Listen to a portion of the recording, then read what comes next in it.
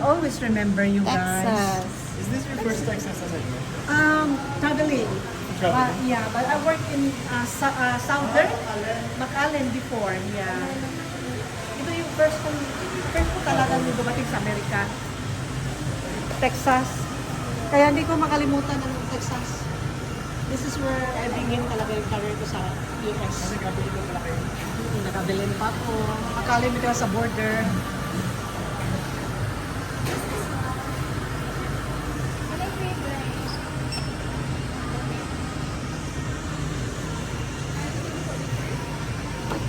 Nag-video ka, te? Nag-video ka. Ay, yung mga ganyan-ganyan lang, bro. Bro, magsalita ka nga, bro. Say hi. Give me your pose.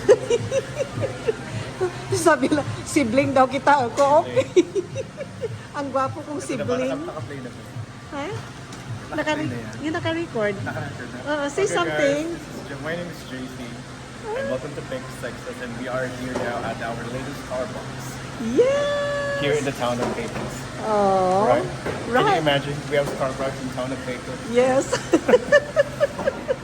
Nice, bro. Say something, my dear. We will miss you, ate. We will miss We will miss you too. I hope I will miss you. I will miss you guys. I will miss you. Say something, my dear. Thank you so much. Something from Nah- Pecos, Texas. Nahiya naman ako sa iyo. Nakaka, hindi mo ako nireplyan mag-call. I'm sorry. We will miss you. Basta sa ate. Sunday. God Yes. bless. Oo, sige. Sige, talagang anuhin ko ng time niya. Nahiya na ko sa iyo. Thank you so much. These are my friends here. Saan tayo, bro? Over here? Asa man taani? Dito para hindi mainit. Sige. Dito lang ko sa gilid.